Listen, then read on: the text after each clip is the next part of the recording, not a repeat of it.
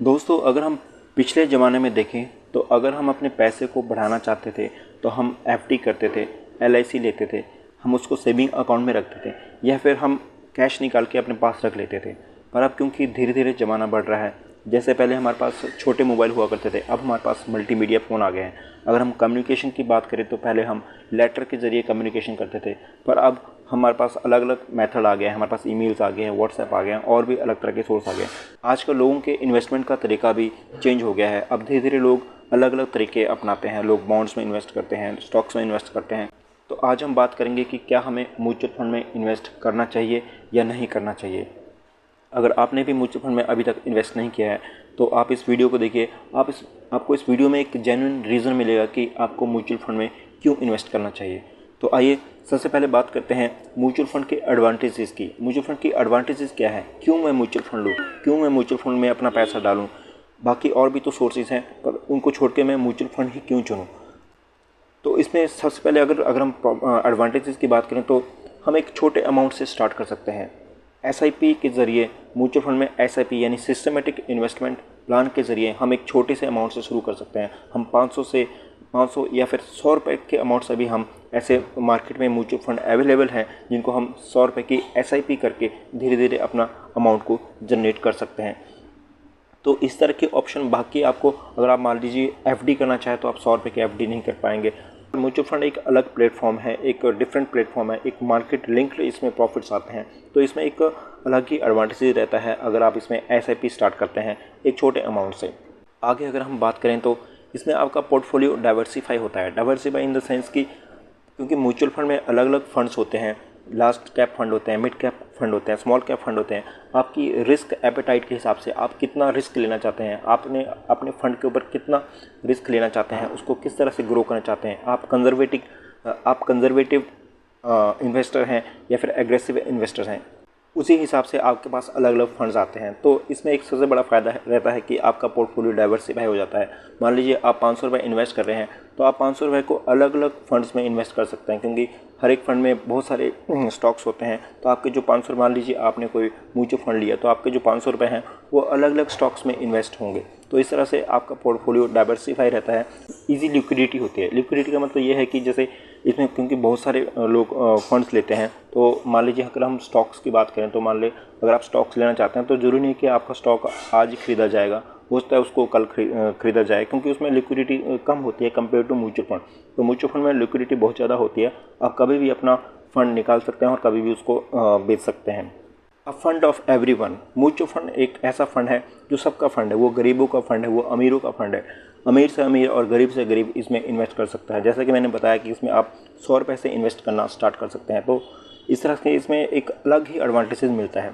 अब हमारे पास क्या रीज़न्स हैं, हम क्यों इन्वेस्ट करें म्यूचुअल फंड में। हमारे पास ऐसे कौन कौन से कारण हैं जिनकी वजह से हमें म्यूचुअल फंड की तरफ धीरे धीरे शिफ्ट होना चाहिए। तो इसमें कॉस्ट एफिशिएंट है। इसमें आपकी ज़रा से भी कॉस्ट नहीं लगती, नॉमिनल कॉस्ट लगती है। मान लीजिए आपने कोई म्यूचुअल फंड लिया और अगर आप उसको 1 साल से भीतर उसको एग्जिट करते हैं तभी आपका एग्जिट लोड लगता है। अगर आप उसको फिर 1 साल के बाद उसको आप एग्जिट करते हैं तो आपका कोई इसमें कॉस्ट नहीं लगते। तो जैसे मान लीजिए अगर मैं स्टॉक्स की बात करूँ तो स्टॉक्स में अगर आप उसको खरीदते हैं या फिर बेचते हैं तो उसमें आपके कुछ चार्जेस लगते हैं, आपके ब्रोकरेज चार्जेस लगते हैं, आपके कुछ टैक्सेस करते हैं। तो इस तरह से आपके अलग अलग टैक्सेस करते हैं। पर म्यूचुअल फंड में ऐसा नहीं है। म्यूचुअल फंड लगभग कॉस्ट फ्री रहता है। प्रोफेशनल फंड मैनेजर्स, जो भी आप फंड लेते हैं, जो भी आप म्यूचुअल फंड लेते हैं उसका एक प्रोफेशनल फंड मैनेजर्स होते हैं जो कि फ़ंड को मैनेज करते हैं। आपका काम सिर्फ एसआईपी स्टार्ट करना होता है, बाकी काम उनका होता है। फंड मैनेजर देखता है कि कौन से स्टॉक्स को रखना है और कौन से स्टॉक को निकालना है। फंड मैनेजर ये तय करता है कि वो एनालिसिस करता है कि कौन सा स्टॉक अच्छा परफॉर्म कर रहा है और कौन सा स्टॉक अच्छा परफॉर्म नहीं कर रहा है। उन स्टॉक्स की एनालिसिस करता है, उनके फंडामेंटल्स देखता है, उसके हिसाब से वो फंड्स को एग्जिट और एंटर करता है। तो उसमें प्रोफेशनल फंड मैनेजर होता है। हमें कुछ भी देखने की ज़रूरत नहीं पड़ती और आपका पैसा धीरे धीरे ग्रो होता रहता है। रिड्यूस टैक्स लायबिलिटीज़, बहुत सारे म्यूचुअल फंड ऐसे भी हैं जिनको आप लेके टैक्स में रिबेट पा सकते हैं।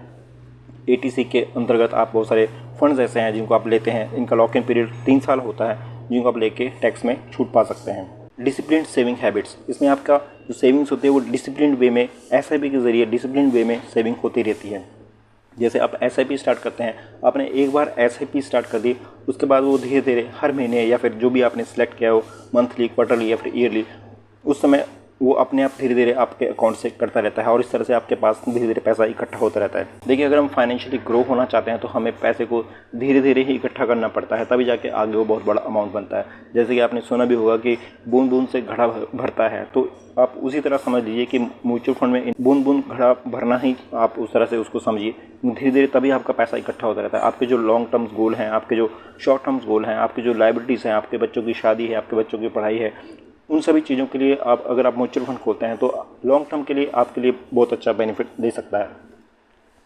बेनिफिट्स फ्रॉम कंपाउंडिंग, जैसे कि आपको इसमें आपका जो पैसा इन्वेस्ट होता है वो री इन्वेस्ट होकर आपको कंपाउंडिंग का फ़ायदा देता है, क्योंकि जो आप पैसा लगाते हैं उसको आप लंबे समय बाद निकालते हैं, तो इसमें आपको कंपाउंडिंग का भी बेनिफिट मिलता है जो आगे चल के आपको एक अच्छा रिटर्न दे सकता है। अब हम देखें कि पास्ट कुछ म्यूचुअल फंड ने किस तरह से परफॉर्म किया है, ताकि उनको देखने के बाद हमें एक कॉन्फिडेंस आ सके कि हाँ, अगर हम फंड्स को लंबे समय के लिए रखते हैं तो हमें इस तरह के रिजल्ट मिलते हैं। आपकी स्क्रीन के सामने इक्विटी फंड्स हैं जिन्होंने 10 साल की परफॉर्मेंस जो शो कर रहे हैं, जिसमें आप देख सकते हैं कि इसमें 17%, 14%, 18%, 20% का भी रिटर्न मिला है 10 साल में। तो आप सोच सकते हैं कि अगर आप अपना फंड म्यूचुअल फंड में लगाते हैं तो किस तरह से आपका पैसा धीरे धीरे एक अच्छा रिटर्न आपको दे सकता है। डेट फंड्स होते हैं जिसमें 9%, 8%, हाइब्रिड फंड्स होते हैं जिसमें 15%, 14% इस तरह से रिटर्न मिलता है। तो 10 साल का अगर आप टाइम पीरियड लेके चलते हैं तो इस तरह से आपका धीरे धीरे पैसा ग्रो होता रहता है, क्योंकि जो हमारी लॉन्ग टर्म लायबिलिटीज़ होती हैं कम से कम उनको धीरे धीरे इतना टाइम लग जाता है।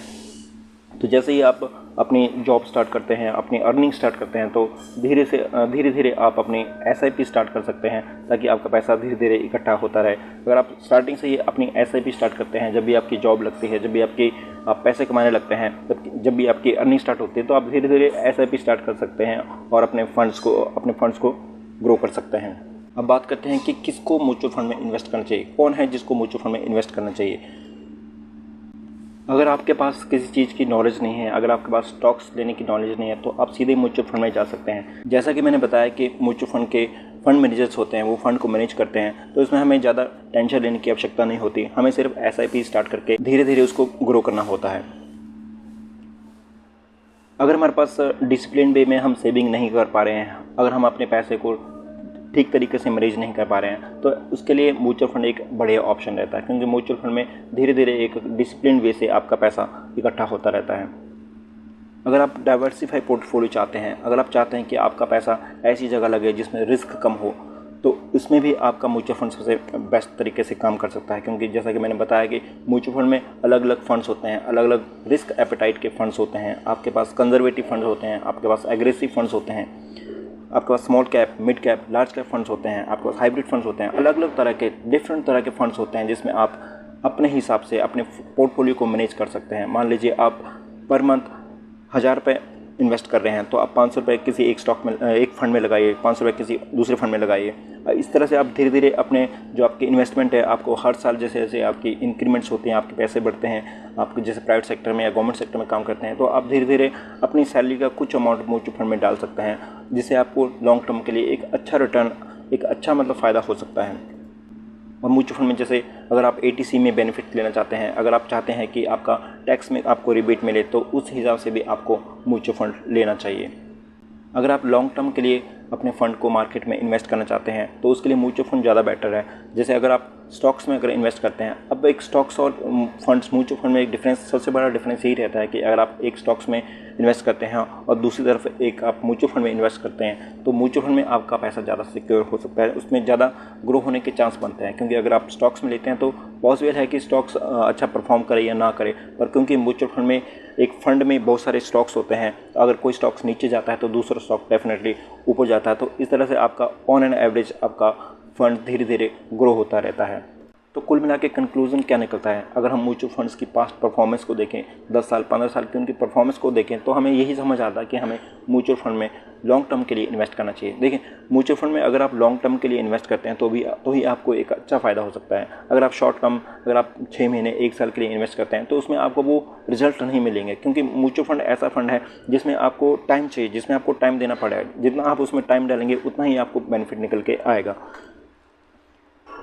अब हम म्यूचुअल फंड लेने जा रहे हैं तो हमें उसकी पास्ट परफॉर्मेंस देख लेनी चाहिए। कोई फंड है उसकी हमें 5 साल या 10 साल उसकी परफॉर्मेंस देखनी चाहिए, किस तरह से उसने परफॉर्म किया है। अगर वो उसकी पास्ट परफॉर्मेंस अगर अच्छी रहती है तो पॉसिबल है कि उसके फंड मैनेजर अच्छे होंगे, उसके जो स्टॉक्स हैं उसको वो अच्छे होंगे, उसका जो पोर्टफोलियो है वो अच्छा होगा, तो उसी हिसाब से आगे भी वो अच्छा परफॉर्म कर सकता है। तो जब भी हम कोई फंड लेने जा रहे हैं तो उसके हमें कुछ परफॉर्मेंस, उसके कुछ आंकड़े हमें चेक कर लेने चाहिए। एक्सपेंस रेशो वो होता है जो एक म्यूचुअल फंड अपने एक्सपेंसेस के लिए, अपने खर्चों के लिए एक पर्टिकुलर अमाउंट निकालता है। अगर हम सेबी की बात करें तो सेबी के अकॉर्डिंग जो म्यूचुअल फंड्स है वो मैक्सिमम एक्सपेंस रेशो 2.25 के ऊपर नहीं रख सकते। तो एक्सपेंस रेशो को भी हमें देखना चाहिए जब भी हम किसी म्यूचुअल फंड में इन्वेस्ट करने जा रहे हैं।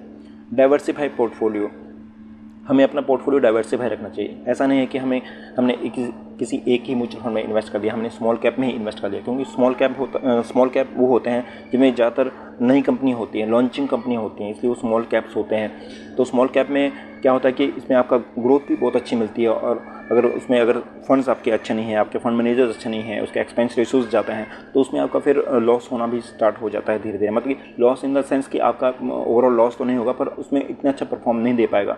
तो आपका पोर्टफोलियो डाइवर्सिफाई होना चाहिए। अगर आप मान लीजिए 5,000 पर मंथ के हिसाब से लगाते हैं तो आपका पोर्टफोलियो उस हिसाब से डाइवर्सिफाई होना चाहिए, जिसमें आपके कुछ आपका पैसा आपके लार्ज कैप में लगा हो, कुछ स्मॉल कैप में लगा हो, कुछ हाइब्रिड्स में, अलग अलग तरीके से आपका पोर्टफोलियो एक तरह से डाइवर्सिफाई होना चाहिए।